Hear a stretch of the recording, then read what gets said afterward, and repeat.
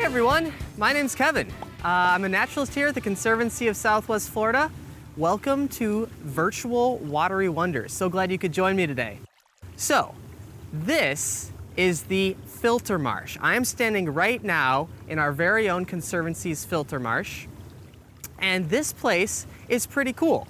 It is an aquatic wetland. Today, with our Virtual Watery Wonders field trip, we will be learning all about Florida's aquatic ecosystems, specifically using this filter marsh to learn a little bit more about the watery places that you can find neat critters here in Florida.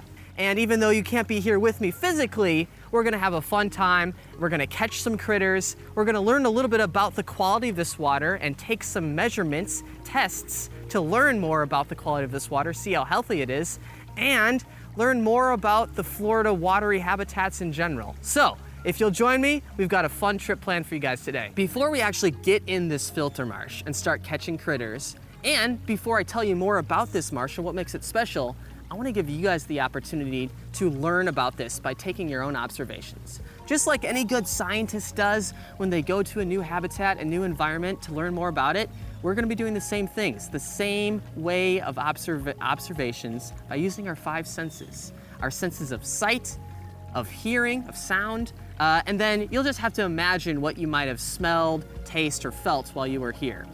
But if you guys turn in your booklets to the Field Experience Sensory Solo lesson, I want you guys to write down everything that you can see and hear as we show you some footage of this filter marsh from today.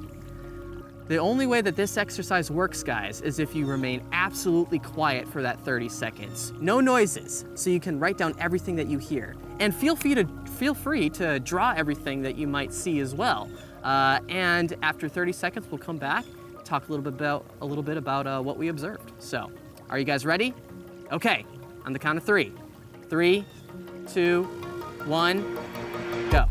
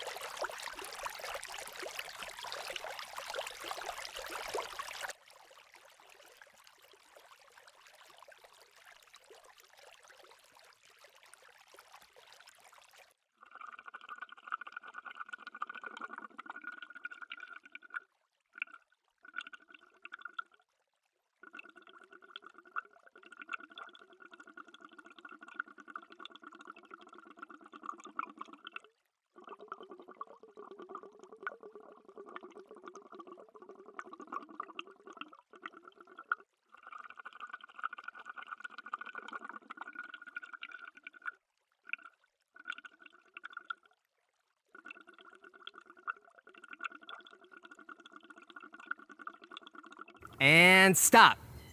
Okay, how did it go, guys? What did we observe? When I was doing this observation, I saw some fish jumping out of the water back over here in this part of the marsh. I also saw some leaves floating on the ground. I can hear birds chirping all around me. I can hear the wind rustling through the leaves. And as I take a deep whiff of this marsh, it smells marshy.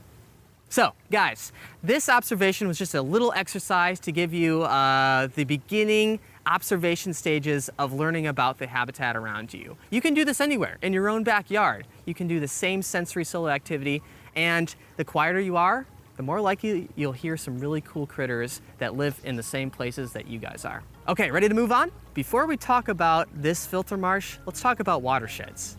What is a watershed? Well, you might have seen that in the very beginning of your booklet. I asked the same question. Does anybody know? A watershed is an area where all of the water sources that we have, whether it's a river, a marsh, a wetland of any sort, a creek, even a drainage ditch or a canal, all brings that water into the same zone. And here we live in Naples, at least in the Conservancy of Southwest Florida, in the Naples Bay watershed. As you guys take a look at the map, you can see that the outlined area is where all of the water flows. If a drop of rainwater were to hit the ground it would stay in this area and it wouldn't roll off into a adjacent territory or adjacent watershed. This is where all of the water flows.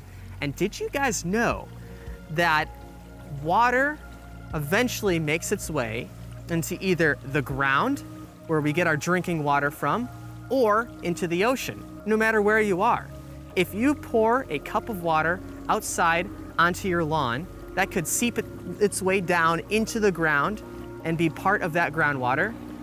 Or more likely, it'll roll off the pavement into the nearest drainage ditch, which will bring it to a canal, which will bring it to a river, and that river will flow into where? You guessed it, the ocean.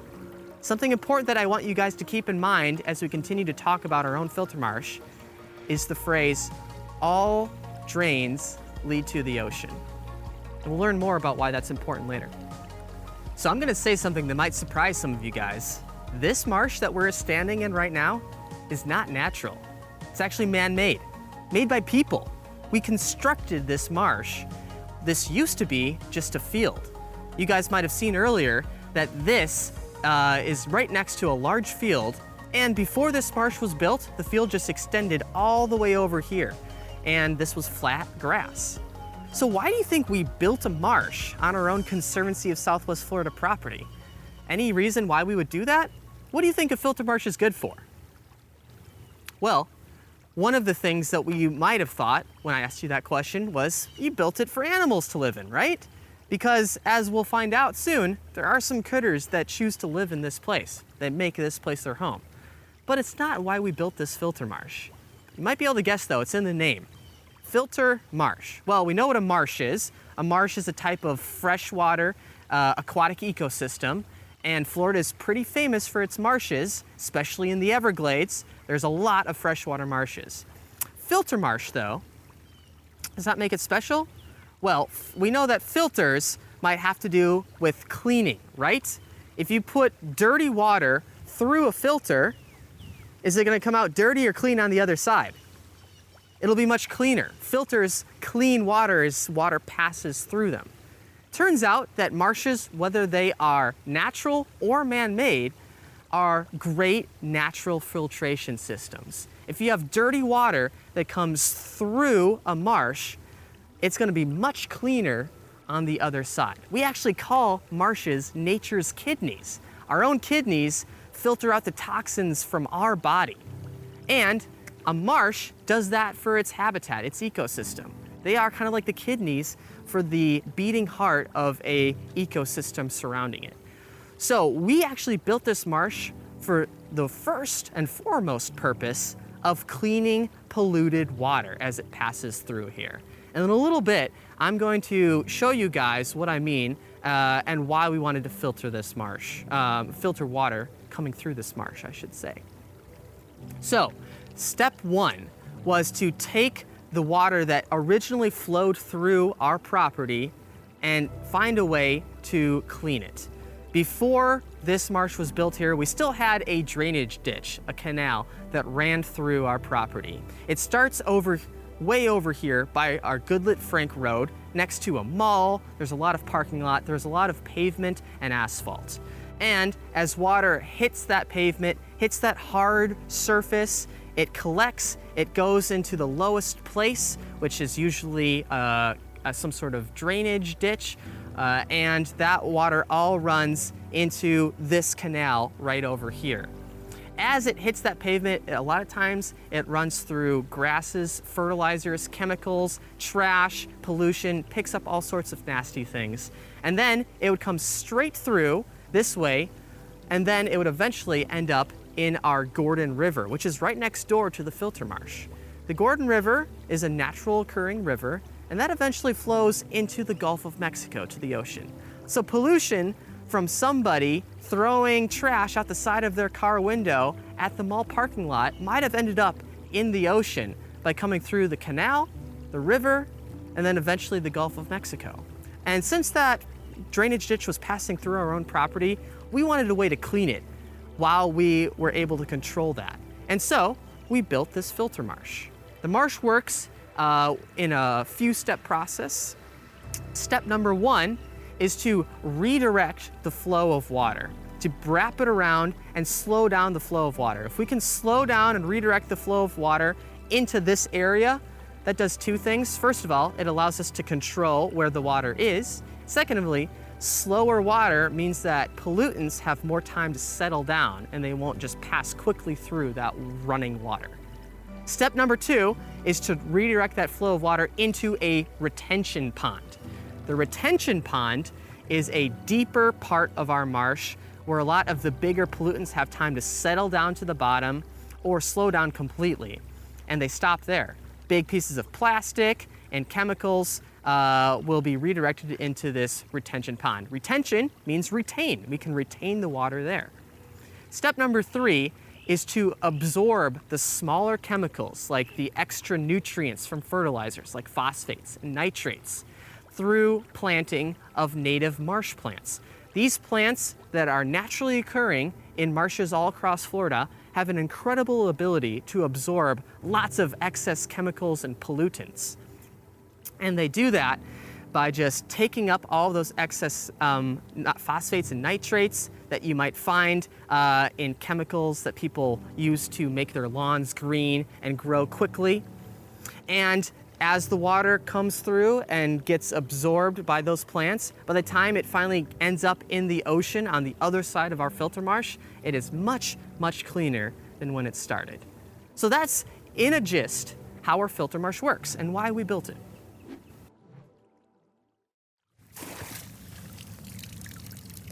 Nothing. So guys, I talked about why this filter marsh was built. First and foremost, to filter the water, to make sure that it's clean by the time it enters the ocean. But of course, like any habitat that you build, if you build it, they will come. And here, a lot of critters moved into this filter marsh after we constructed it and now call this habitat their home. This is where they live. Remember, this marsh is connected to a river, which is connected to the ocean. So animals that might have originally lived in the ocean or in the river near the ocean in our estuaries swam up and can swim into our marsh and settle here. Other animals that are in other nearby freshwater ecosystems, when there's a lot of rain and water levels rise, can make their way from one pond to the next and eventually end up in our filter marsh. And of course, if you have lots of small little critters, fish, crustaceans, snails, it's going to attract the animals that like to eat those small little critters too, such as birds, otters, raccoons. So we have lots of small critters, we have predators that eat the small critters, and they all live here. Some of them don't go anywhere else. Next, I want to try to catch some of these guys, and then we'll try to identify them up in our lab in a second. Are you ready to go fishing?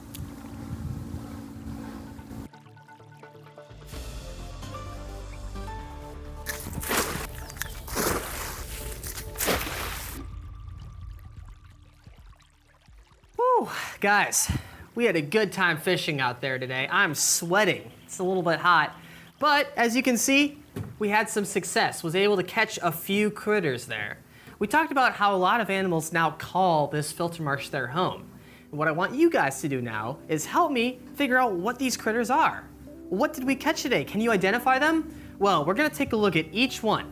And in your booklets, you can go to the fish ID section, all right, the critter ID section, and we're going to be trying to identify everything that we caught today. You'll see on your screen there are a few fish ID guides and critter ID guides that we put with this video. Feel free to pause it if at any point you want to take a look, and I want you guys to try to match what we take a look at here in our tanks to what you see on the ID guide. If you are able to identify one of these animals, go ahead and write them down in your booklet. Afterwards, I want you guys to write down what type of animal that is after you're able to identify it. You can choose from the key below. Is it a reptile? Is it a fish?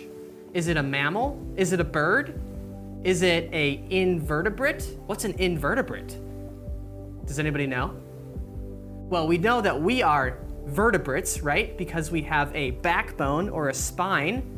All the animals that don't have a backbone or a spine or any kind of internal skeleton, are called invertebrates. They don't have vertebrae. Types of animals that you can find out here that might be an invertebrate could include crabs, shrimp, all types of crustaceans, snails. Did we catch any of those today? Let's go ahead and take a look. Let's take a look over here first. I want to start with this guy up front here. He's a smaller fish. We know he's a fish, right? See if you can figure out what kind of fish he has. Whenever you're trying to identify a fish, you want to look for characteristics or obvious features that that fish has that no other fish does. So this guy up front here, I can tell that he is probably unique because he has a very dark horizontal line that goes across his body. Does everybody see that? That is what we call the lateral line of a fish. It helps with balance. It helps them swim and find direction. And all fish have lateral lines. Most fish, they're not very apparent. You can't barely see them. But for this little guy up front, you can see that dark lateral line very clearly. Can you figure out what he is? Okay, let's move back to this bigger fish here. This guy is huge. You can see he has some very bright colors. Some key identifying features are those vertical stripes across his body. He's kind of got a light metallic blue mixed with orange. Ooh, and here's a cool thing that you can see that he has. He's got what we call a false eye near his tail fin. Some fish have false eyes in the back of their body. Does anybody know why a fish would want a false eye? It's a really cool adaptation to survive. Fish with false eyes have them because it might trick a predator into thinking that its head is actually its tail. Now, if a predator goes for the head of a fish and bites down and crunches down, that's it for the fish. Sorry, buddy, you're food now. But if a predator nips at the tail thinking it's the head because he sees an eye and assumes that's the head, the fish might be able to survive. It can handle getting bit in the tail, probably won't be able to survive getting bit in the head. So, using these characteristics here, those thick vertical bars and that false eye, can you figure out what this big fish is? All right, moving on to our next critter. This is the smallest fish we caught today. We actually caught a few of this type of fish. The rest are in this tank here. You'll be able to see with some close-up shots too what this guy looks like. He's got some interesting features. A lot of times with small fish, it can be difficult to figure out what makes one different from the other. A lot of them look alike. One easy way to figure something out is by looking at the shape of their tail fin, or as we biologists say, the caudal fin. If that tail fin shape is rounded, like in poking out circle or moon shape, that can tell you it's one type of fish. If it's forked, like a snake's tongue, that can identify that group of fish. And sometimes they are just straight, they're flat. So take a look at this guy's tail fin. Is it rounded? Is it flat? Is it forked? And then, are there any other identifying features? Well, this guy looks actually pretty unique to me. The back half of his body is very thin and like torpedo shaped, but the front half of his body is almost bloated. He's got a big belly, and there is a large black spot near the back of his abdomen. A lot of that gives it away. And did you guys know that you can tell a lot about how a fish eats by looking at the position of its mouth? If the mouth is kind of pointed downwards at the fish, it's probably a bottom feeder. If the mouth is pointed outwards, straight out, it probably catches food that's right in front of it. And if the mouth is kind of pointed upwards, that might mean that it's looking for food that's above it. So by looking at this little guy here, how is his mouth pointed? To me, it looks like it's pointed upwards. That might be able to give us a clue as to what he likes to eat and how he likes to eat, and it hopefully helps you identify him. All right, moving on. Now here is an interesting animal. We caught a few of these critters. I can tell you right off the bat, they are not fish. What are they? What makes them special? You might be able to figure this one out. Check those ID guides, and hopefully this one's an easy one for you guys. As you look at this critter, you can tell it has lots of legs. It's see-through, it's clear. And it looks like it's actually carrying a bunch of eggs on its abdomen. It's a female carrying eggs. How cool is that? Does anybody know what this is? Finally, guys, take a look at this cool critter. I did not expect to catch one of these today. Now, I hope you guys are able to figure this out. Let me describe it though. Looks like it has 4 legs. It has a shell, and that shell is covered with algae, lots of algae. Great camouflage. It has a beak-like mouth, and it has beautiful yellow stripes on its face too. You guys know what this animal is, right? Right. Were you guys able to figure out what these guys were? Over here, this big fish is a Mayan cichlid. Hopefully you're able to figure that out from the ID sheet with those dark vertical bars, those stripes, and that false eye I talked about. Mayan cichlids are an invasive species. Unfortunately, a lot of invasive species have moved into our filter marsh. Do you know what an invasive is? It's an animal that does not belong where it's found. Mayan cichlids are from South and Central America, but they're here now, and they're a problem because they eat native animals that are already here, and they take away the food from the larger native fish that are supposed to live here. So we actually don't want these guys here. These Mayan cichlids are bad news. Were you able to figure out what this smaller guy is with that dark horizontal stripe, that lateral line I mentioned? This is a baby snook. Now, you guys might have heard of snook before. They're a popular game fish. Fishermen love to catch them, and they get huge. But they start out small as babies, and here we have one. How about this little guy here? Were you guys able to figure out what he is? This small fish is a mosquito fish. Mosquito fish are really cool. And you might have remembered me mentioning that it has an upward pointed mouth, meaning that it likes to eat food that's above it. Well, the food they like to eat, can you figure it out? I'll give you a hint. It's in their name, mosquito fish. One of their favorite foods are eating mosquitoes. Not the mosquitoes that bite us and are really pesky and annoying. No, the larvae or first baby stage of mosquitoes. When mosquitoes are born, they hatch from eggs, and then they are in a larval form. They're like little white worms hanging at the very top surface of the water. And these mosquito fish can't get enough of them. They love to eat them as a big part of their diet, and that's why they have an upward pointed mouth, so they can grab those mosquito larvae, those little worms that are hanging out at the water's surface. Mosquito fish are great to have in our ponds because they keep those mosquito populations low and from getting too big and overwhelming us, annoying us, and they're great to have for that reason. How about this critter right here? Wasn't a fish, but we talked about how it had a lot of legs. It's carrying eggs. It's a pregnant animal carrying its eggs underneath it. Were you able to figure out what it is? It is a shrimp, specifically a glass shrimp. Were you guys able to figure that one out? Glass shrimp, because they are see-through. They get about this big, maybe a little bit bigger, and they are a great source of food for many other critters that live in our marsh. They're the base of the food chain for many animals here. All right, and then finally, I hope you guys know what this animal is over here. At least we're able to figure it out. It's a turtle. This is a turtle, which is a type of reptile. Reptiles include alligators, snakes, lizards, and of course, our turtle friends. This particular turtle here is a yellow-bellied slider. You guys can write that down. It's okay if you didn't know what type of turtle it was. Yellow-bellied slider. Named because of their belly's color and the fact that when they're spooked, they tend to slide right into the water. These guys are a freshwater turtle.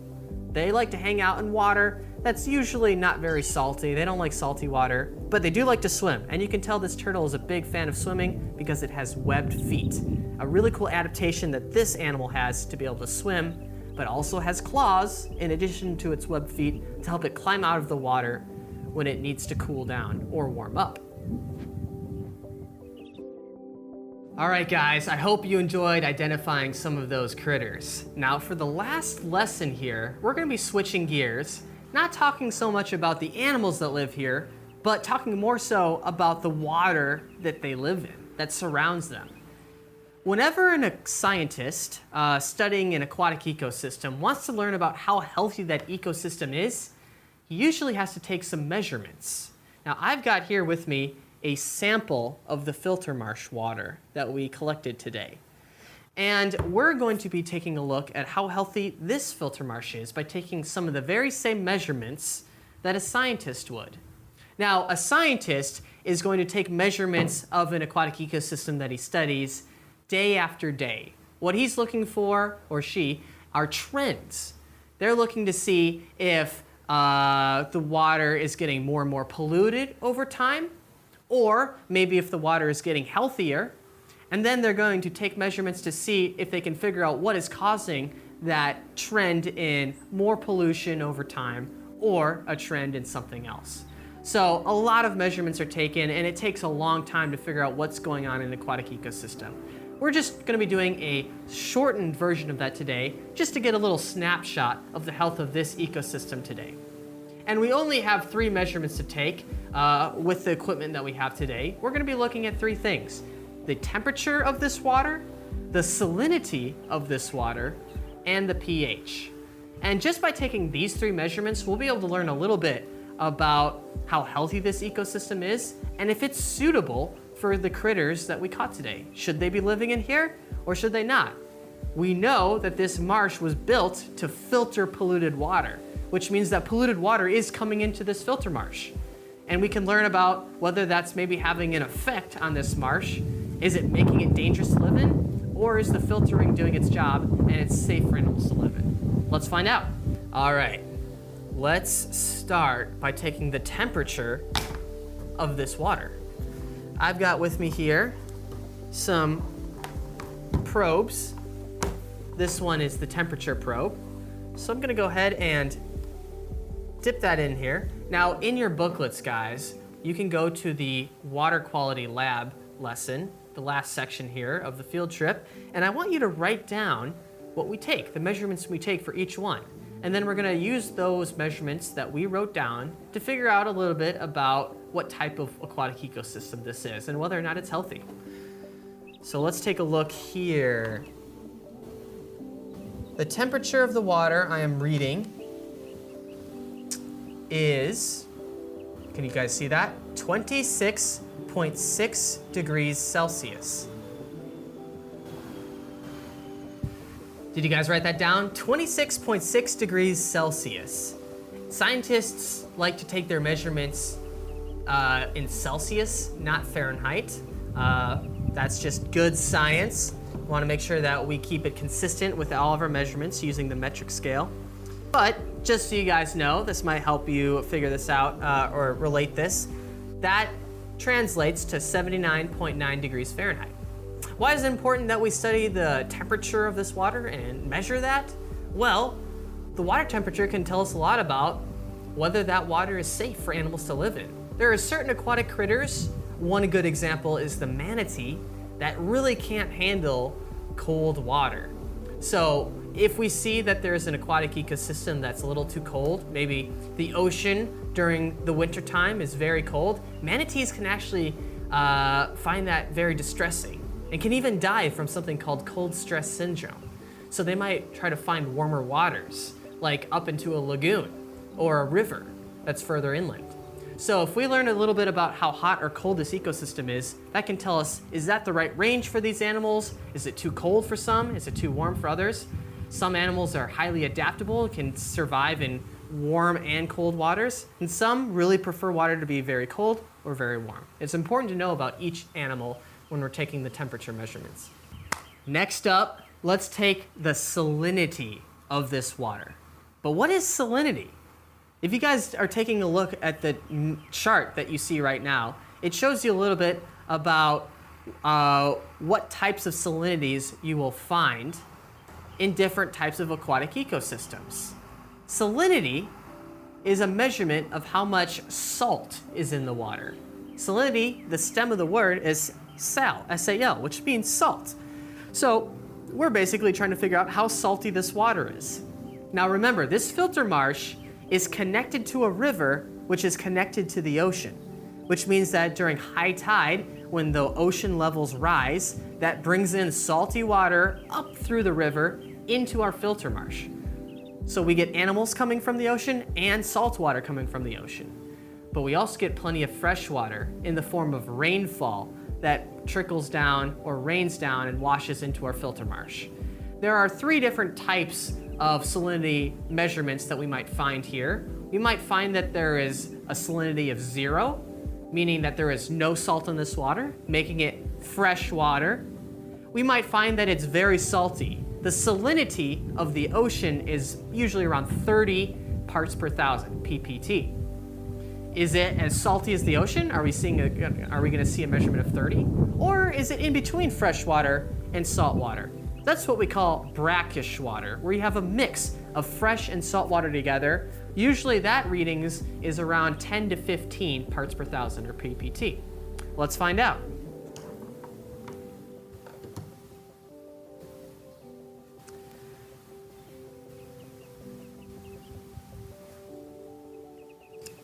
All right, we'll give it a second to settle down there, and looks like we have a salinity reading of 7.4 ppt. That's 7.4 parts of salt per 1,000 parts of water. Go ahead and write down that.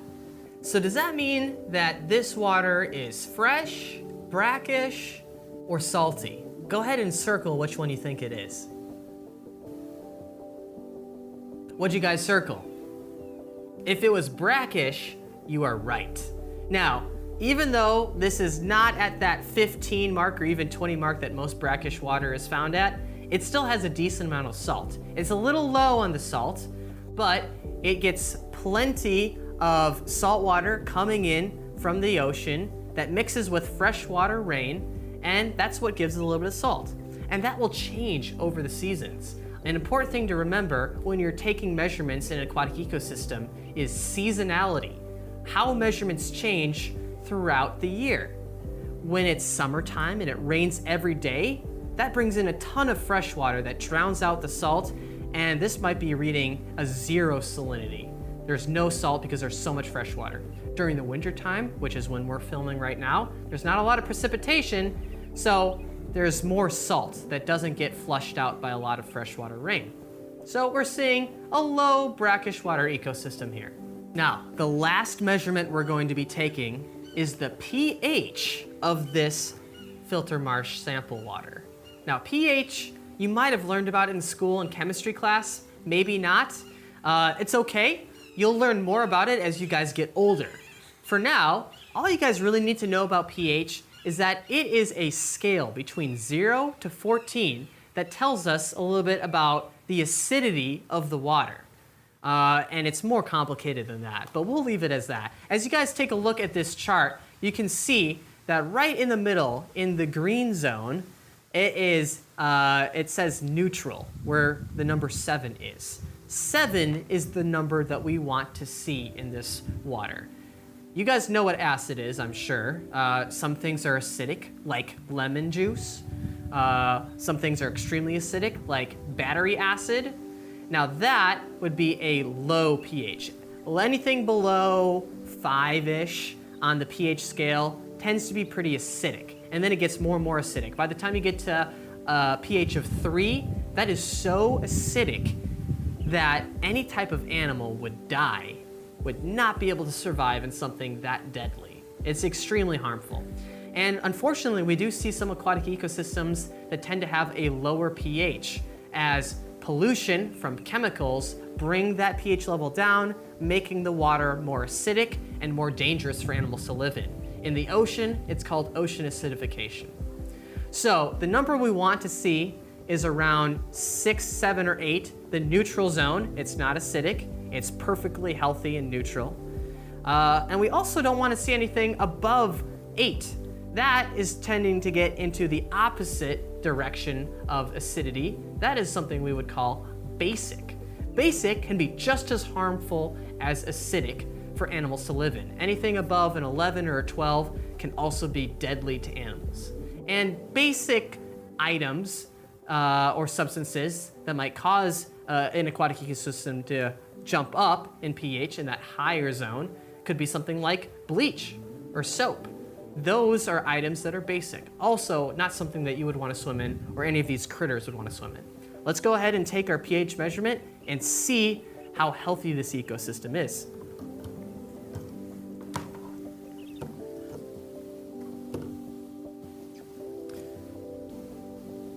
So I'll go ahead and let that level out. Okay. Looks like we have a pH of about 6.68. Now that's gonna change. It might jump up and down just a little bit, but if you guys wanna write down 6.68, or now it's 6.71, it'll constantly move by a little bit, but right around the 6.7 area. So why don't you guys write down 6.7? We'll leave off the last decimal point because that's probably not gonna settle down. But what is that closest to? Take a look at that chart again. Are we in the acidic zone, the neutral zone, or the basic zone on the pH scale? 6.8 is pretty darn close to 7. So would 7, or very close to 7, be acidic, neutral, or basic? Go ahead and circle the right answer. What'd you guys circle? If you decided this was neutral, you are right. This is neutral water. It is not acidic. It is just perfectly in the right zone we want to see. So we know that this is a brackish water filter marsh. It is neutral, and just the fact that we caught a lot of critters today tells us a lot about how healthy this ecosystem is. This is a pretty healthy ecosystem, even though it does sometimes get pollutants. The filtration works really well, and a lot of animals can live here and call this place home. Now, if we were a real scientist, we might take these measurements day after day and look for trends, like I mentioned earlier, to see if the salinity changes and check to see that over time, to see if the pH ever dips down. If it gets a little too acidic, we could see that. But for today, looks like we've got a nice, healthy marsh. Well, guys, I hope you had a fun time on this virtual field trip with me here at the Conservancy of Southwest Florida. I know I had a great time catching fish. I wish you guys would have been able to come here in person, but I'm glad that we were still able to have this interaction virtually during this time. And we had a fun day today. We caught some really cool critters. We learned a little bit about why filter marshes are important and that all drains lead to the ocean, which means that we should always be careful of pollution, whether it's in a place like this or at our own homes, because no matter where we are, pollution can finally make its way into the ocean after it hits a few watery ecosystems on the way there. So thanks again for joining me, guys, and have a great rest of your day.